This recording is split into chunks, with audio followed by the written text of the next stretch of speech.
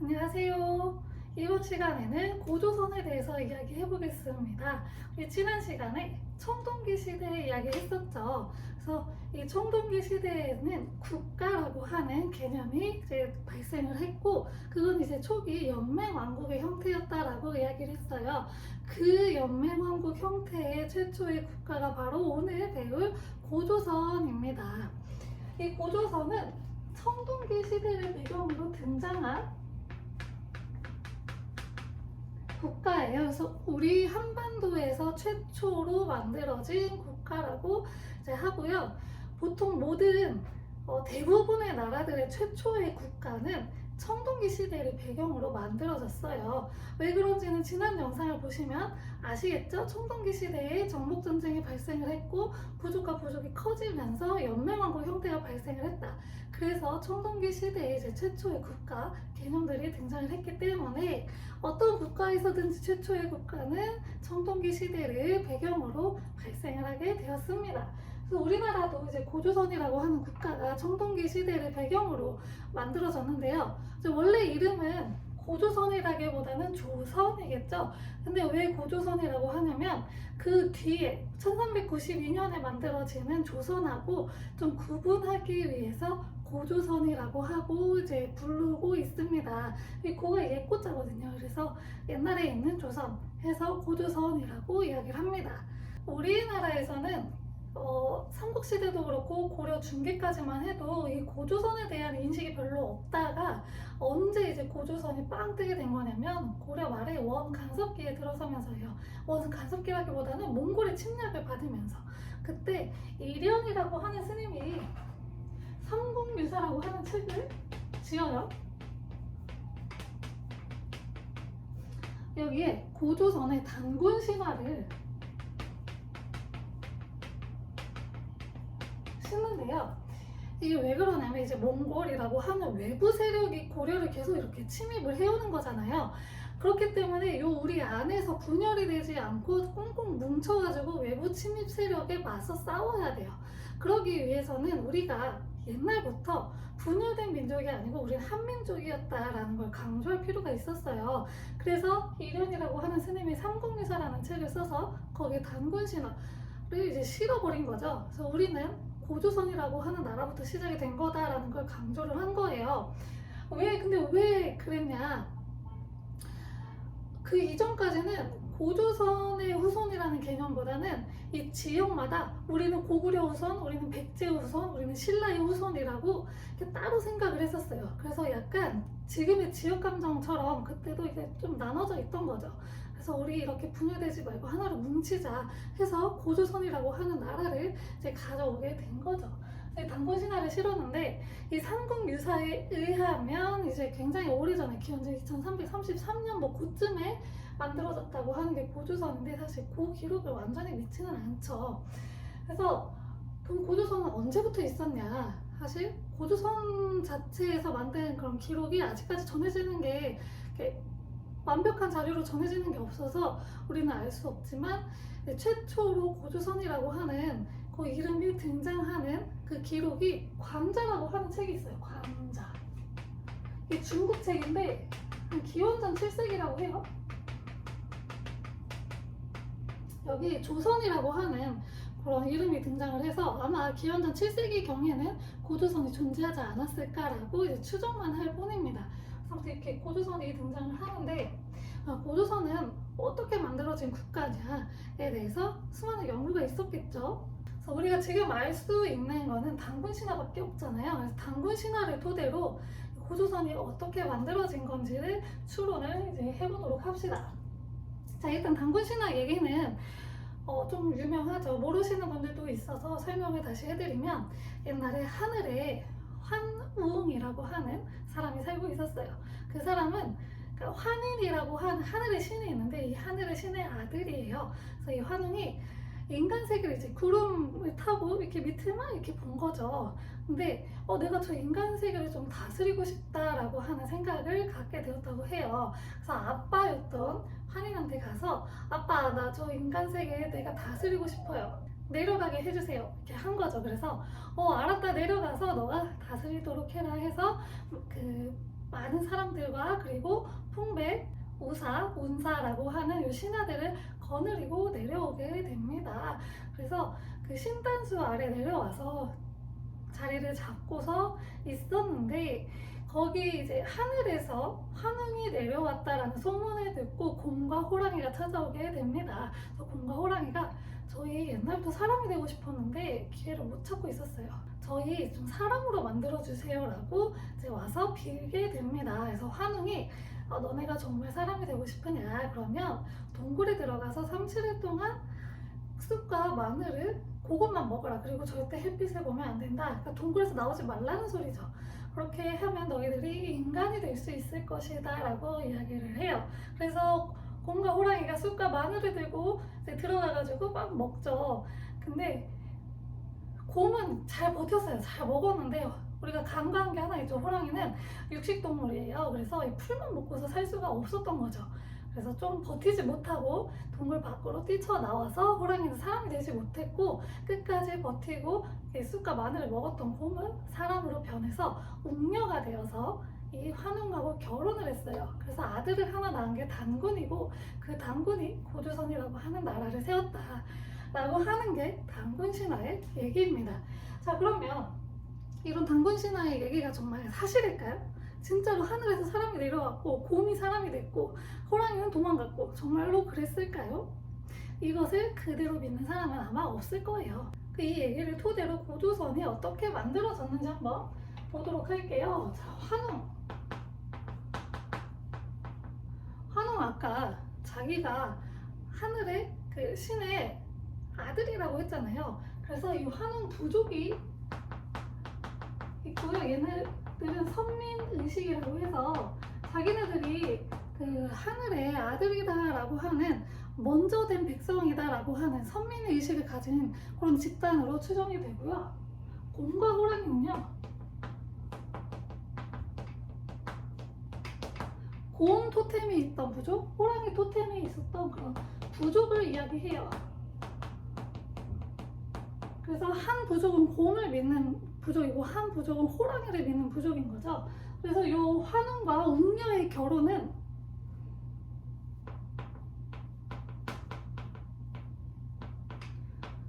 무엇을 얘기하냐? 환웅 부족과 곰 부족의 결합을 이야기하는 걸 거예요. 그래서 환웅 부족과 곰 부족이 결합을 해서 탄생한 게 바로 고조선이라고 하는 나라다 하는 이야기고요. 또 하나 풍백, 우사, 운사라고 하는 신화를 거느리고 왔다고 하는데 이게 바람, 그리고 비, 구름이에요. 그래서 이 바람, 비, 구름은 농경에 굉장히 중요한 자연현상이죠. 그래서 이 고조선이 농경을 중시했던 사회구나 라는 것을 알 수가 있고요. 그리고 또 하나, 이 단군 신화에 보면은 이 홍익인간의 개념으로 다스렸다고 해요. 그래서 이때 정치 이념이 홍익인간 이었을 것으로 추정을 합니다. 홍익인간은 널리 인간 세계를 이롭게 한다라고 하는 뜻이에요. 그래서 사람들이 잘 먹고 잘 살고 좀 좋게 생활할 수 있도록 하겠다라는 이야기죠. 그래서 홍익인간의 그런 개념을 가지고 그런 정치 이념을 가지고 다스렸던 국가가 고조선이라고 하는 국가입니다. 그래서 삼국유사를 통해서 이 고조선의 건국 신화를 이렇게 대강 알아볼 수가 있었습니다. 자, 그러면 단군은 누구인가? 우리가 그냥 단군이라고 안 하고 단군 왕검이라고 합니다. 왜 지난 시간에 제가 청동기 하면서 잠깐 설명을 했는데 고조선은 재정일치의 사회라고 했어요. 그 재정일치의 사회가 단군 왕검이라고 하는 이런 명칭에서도 잘 보여지는데 이 반으로 나눠야 돼요. 단군은 뭘 뜻하면 단군은 종교적 지배자를 이야기하고요. 왕검은 정치적 지배자를 이야기해요. 그래서 이 고조선의 지배자는 종교적 지배자하고 정치적 지배자를 같이 했다. 그래서 재정일치 사회였다라는 것을 알 수가 있어요.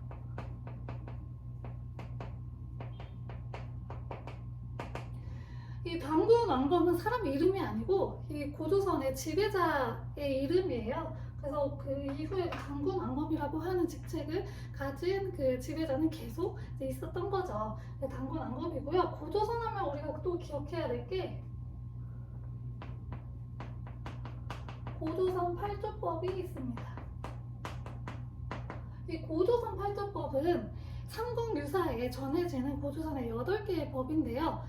이 삼국유사에서조차 8개가 다 전해지지 않고 현재 우리에게 전해지는 거는 8개 중에 3개만 전해진다고 해요. 이 고조선 팔조법의 내용을 보면 사람을 죽인 자는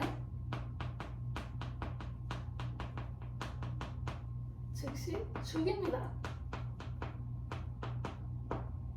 그리고 남에게 상처를 입힌 자 곡식으로 갚아요. 그리고 도둑질한 자는 그 집의 노비가 된다고 했습니다. 자, 그리고 또 무슨 내용이 있냐면 용서를 받고자 할 때에는 50만 전을 내야 된다. 용서를 받고자 하면 50만 전을 내야 된다. 자, 여기서 우리가 알 수 있는 고조선의 사회의 모습들이 있죠. 일단 사람을 죽인 자 즉시 죽인다. 그래서 사형제도가 있는 것으로 보아서 사람의 그런 생명을 굉장히 중요시했다. 그리고 남에게 상처를 입힌 자 곡식으로 갚았다라고 해서 곡식이 그만큼 중요한 역할을 했다라는 거잖아요. 그래서 농경 사회였다. 그리고 도둑질한 자는 노비로 삼는다라고 해서 이때 신분제가 있었다. 마지막 용서를 원할 시에는 50만 전을 내야 된다. 50만 전이라는 것은 화폐의 개념이죠. 그래서 이때 화폐를 사용했다. 라는 이런 모습들을 알 수가 있는 게 고조선 팔조법입니다. 그 한 나라의 법은요, 그 사회의 모습을 반영을 해요. 옛날 국가들 중에서 사회의 모습을 추론하기 좀 어려운, 기록이 많이 없어서 그 추론하기 어려운 국가들이 많잖아요. 그런 국가들은 이 법을 통해서 사람들이 어떻게 대강 살았는지 추측을 해볼 수가 있습니다. 그래서 고조선 팔조법도 마찬가지로 우리에게는 3개밖에 전해지지 않지만 이 3가지를 통해서 대충 고조선에서는 이런 모습으로 살았구나 라는 것을 또 추측을 해볼 수가 있습니다. 우리 고조선 아까 단군이 만들었다고 했죠. 그래서 그 시기를 단군조선이라고 부르는데 이때 이제 고조선에도 큰 변화가 한 차례 찾아와요. 중국에서 진나라에서 한나라로 교체되는 진한 교체기가 있어요. 이때 나라가 되게 어수선하고 제후국들이 갑자기 힘이 생겨가지고 지방에 막 여러 나라가 생겨요. 그래서 초나라 한나라가 대표적이고 이 초나라 한나라하고 싸운 게 초한지. 그래서 그 항우하고 유방이 싸워서 유방이 이겨서 한나라가 이제 그 왕실을 잇게 됐는데요. 이 진한 교체기에 굉장히 혼란스럽기 때문에 이때 유민들이 많이 발생을 하게 돼요. 이 유민 중에 한 사람이 바로 위만입니다. 이 위만이 자기도 이제 거기가 너무 혼란스러우니까 살기가 힘들어서 고조선의 영역으로 넘어오게 되었습니다. 그래서 고조선 영역으로 넘어와서 그 당시 고조선 왕이었던 준왕에게 제가 이 변방을 좀 지킬 테니까 군사를 좀 내어주십시오 라고 한 거예요. 그 전부터 이제 왕에게 조금 신뢰를 많이 쌓아놓은 상황이었죠. 그러니까 왕이 위만에게 군대를 줬겠죠. 사실 군대는 아무한테나 줄 수가 없잖아요. 이게 쿠데타 일으켜가지고 자기를 죽일 수도 있는 그런 그 위험한 상황이 발생할 수도 있는데 군대를 어떻게 함부로 줘요.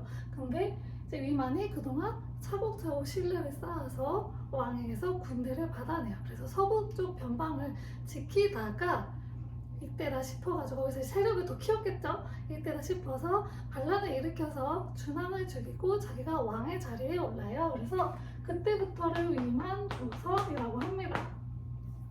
왜 다른 나라로 바뀌지 않고 조선이라고 하는 용어를 계속 사용하냐면 위만이라는 사람 자체가 새로운 국가로 이게 바꾼 게 아니고 위만 조선이라는 말을 계속 사용을 했어요. 그래서 위만 조선이라고 이야기를 합니다. 이 위만 조선 때에는 뭐가 발전을 했냐? 철기 문화가 굉장히 발전을 해요.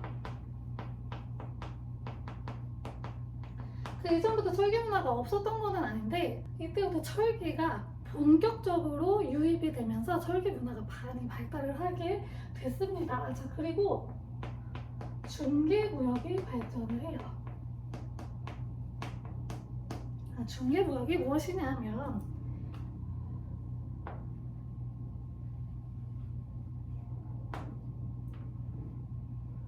이렇게 있어요. 자, 고조선 영토가 한 요 정도였을 거로 이제 추측을 합니다. 여기 고조선이 있고 이 당시에 여기에는 아까 한나라로 교체됐다고 했잖아요. 한나라가 있었어요. 그리고 요 밑에는 지금 확실하게 밝혀지진 않았지만 진이라고 한 나라가 있었을 것으로 추측을 합니다. 자, 여기 고조선이 있죠. 무역이 뭔지는 아시죠? 국가하고 국가 간에 물건을 교류하면서 이제 돈을 버는 행위를 무역이라고 하는데 물건을 파는 거죠. 팔고 사고 하는 걸 무역이라고 하는데 이 당시에도 이제 무역이 존재를 했던 거예요. 그래서 한나라가 이 진나라하고 무역을 하고 싶은데 지금 같으면 바다를 통해서 하면 되잖아요. 근데 당시에는 바다가 되게 무서운 곳이었어요. 그래서 바다로 함부로 나갈 수가 없어서 어떻게 하냐, 고조선을 거쳐서 진나라로 가서 무역을 하는 방법밖에 없는 거예요. 자, 근데 이렇게 가는데 이때 고조선이 뭘 하냐면 중간에서 자기가 중개무역을 하는데 한나라에서 물건을 사요. 이 물건을 진나라에 자기가 되파는 거예요. 대신에 물건을 조금 더 비싸게 해서 파는 거죠. 마찬가지로 진나라에서 물건을 사요. 그래서 이거를 한나라에 파는데 더 비싸게 파는 거예요. 그렇게 해서 그 차익을 남기는 게 중개무역이에요. 그래서 이걸로 돈을 좀 많이 벌고 있었어요, 이만조선이. 한나라 입장에서는 그게 약간 좀 불만이 되기 시작을 하는 거예요. 아니, 직접 주고받으면은 돈을 더 많이 벌 것 같은데 이 중간에 얘가 껴가지고 좀 우리가 손해를 보는 것 같아요. 그래서 고조선한테 사신을 보내요. 중개무역권에 대해서 이제 우리 좀 협상을 좀 하자라고 이야기를 하는데 고조선이 거부를 해버려요. 그래가지고 이때 한나라에서 사신을 보냈다고 했잖아요. 이 사신이 돌아가는 길에 자기를 배웅해주던 그 사람을 죽여버려요. 그 사람이 조금 지위가 있던 사람이어가지고 고조선에서는 그 사실을 알고 화가 많이 났겠죠. 근데 심지어 그 사신이 한나라에 넘어가서 승진을 해버린 거예요. 고조선 입장에서 얼마나 열받아요. 그래가지고 이 한나라에 사신이 한 번 더 왔을 때 고조선에서 이 사신을 죽여버립니다. 그래서 한나라에서는 이때다 싶어서 우리 사신을 니네가 감히 죽여? 해서 요거를 빌미로 해서 한나라에서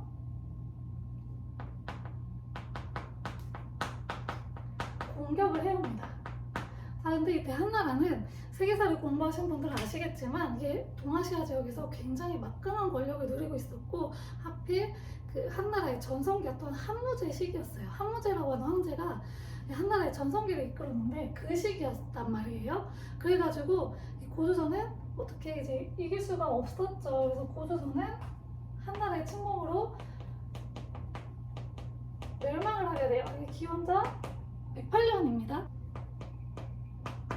기원전 108년에 멸망을 하게 되고 고조선 지역에는 한나라의 지방 정권이었던 하나의 사군이 설치가 돼요. 그래서 한나라의 그런 간접 지배를 받게 되었습니다. 이렇게 해서 고조선은 멸망을 하게 되었습니다.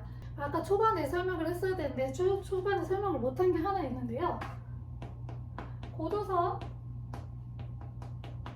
영역을 어떻게 이제 추론을 하냐예요. 지금은 국경선이 명확히 있지만 이 시기에는 국경선이라는 게 명확히 있었던 시절이 아니에요. 그래서 이 중앙 정권의 영향이 어디까지 미치느냐 이걸 이제 영역으로 표시를 하거든요. 이 영역이 어디까지 갔는지 알 수 있는 방법이 유물을 통해서 알 수가 있어요. 그래서 탁자식 고인돌,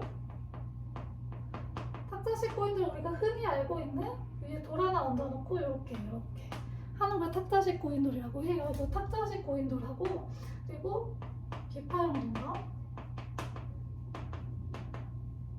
그리고 미송리식 토기